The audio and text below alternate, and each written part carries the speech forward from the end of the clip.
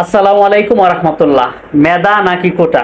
কোটা সংস্কারের দাবিতে আজকে সারা বাংলাদেশ উত্তাল। বাংলাদেশের সর্বশ্রেষ্ঠ বিদ্যাপীঠ ঢাকা বিশ্ববিদ্যালয় থেকে শুরু করে চট্টগ্রাম, রাজশাহী, কুমিল্লা, রংপুর সহ সকল বিশ্ববিদ্যালয়, জাতীয় বিশ্ববিদ্যালয়ের শিক্ষার্থীরা আজকে রাজপথে নেমে এসেছে।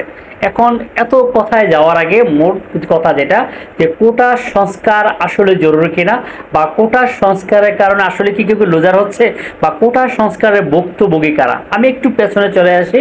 বাংলাদেশে একটা সময় মেধার দাপটে এগিয়েছিল আমাদের বৃহত্তর কুমিল্লার লোকজন, বিশেষ করে কুমিল্লা, চাঁদপুর, ব্রাহ্মণবাড়িয়ার লোকজন মেধার জুড়ে এগিয়েছিল। একটা সময় নাকি বাংলাদেশে প্রশাসন ক্যাডারে শুধু কুমিল্লার আধিপত্য ছিল, কুমিল্লা অঞ্চলের লোকজনের নিয়ন্ত্রণ ছিল প্রশাসন ক্যাডার।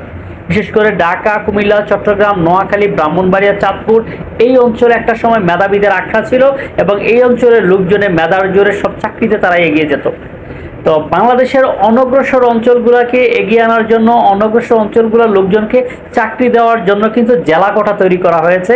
জেলা কোটার কারণে এখন যেই সমস্যা আমরা সম্মুখীন হচ্ছি, চাকরির আবেদন করতে গেলে লেখা থাকে কুমিল্লা জেলার প্রার্থীদের আবেদন করার প্রয়োজন নাই, ব্রাহ্মণবাড়িয়া জেলার প্রার্থীদের আবেদন করার প্রয়োজন নাই, চাঁদপুর জেলার প্রার্থীদের আবেদন করার প্রয়োজন নাই, নোয়াখালী জেলার প্রার্থীদের আবেদন করার প্রয়োজন নাই। তাহলে এবার আপনারাই বলুন, এই কোটা প্রথার সংস্কারের প্রয়োজন আছে কিনা?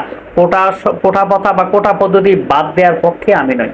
বাংলাদেশের যারা আমাদের স্বাধীনতা সংগ্রামে যারা মুক্তিযোদ্ধা ছিলেন, যাদের ত্যাগের বিনিময়ে, যাদের রক্তের বিনিময়ে, যাদের সাহসী ভূমিকার বিনিময়ে আমরা বাংলাদেশ পেয়েছি, আমরা তাদের শ্রদ্ধা করি।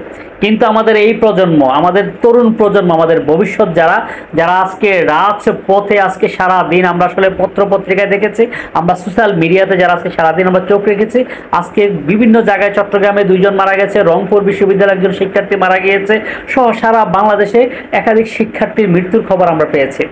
শিক্ষার্থীরা কেনই বা লাশ হবে? আমাদের এই প্রজন্মের থাকার কথা ছিল শিক্ষা প্রতিষ্ঠানে, থাকার কথা ছিল ক্যাম্পাসে, তারা ক্যাম্পাস ছেড়ে কেনই রাজপথে?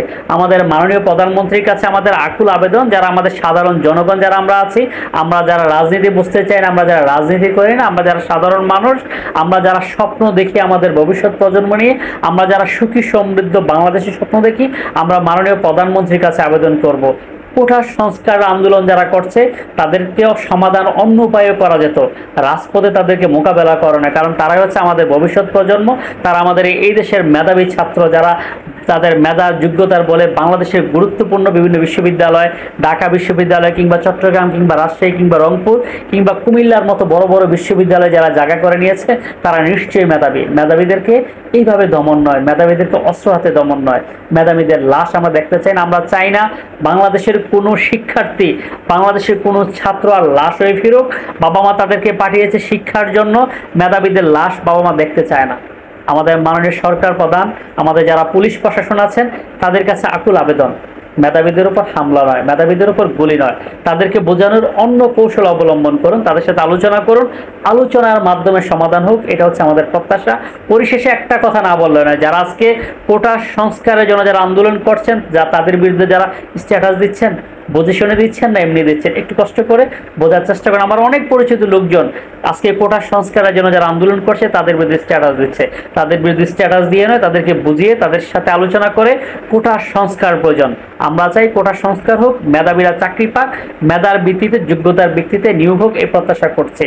যদি ভিডিওটি ভালো লাগে অবশ্যই শেয়ার করে সবাইকে দেখার সুযোগ করে দিবেন, এবং আপনার কেমন লাগলো মন্তব্য করতে বলবেন না। যদি ভিডিওটি ভালো লাগে শেয়ার করে সবাইকে দেখার সুযোগ করে দিবেন। আজকের মতো বিদায় নিচ্ছে, কথা হবে অন্যদিন অন্য একটা ভিডিওতে। ভালো থাকবেন সবাই।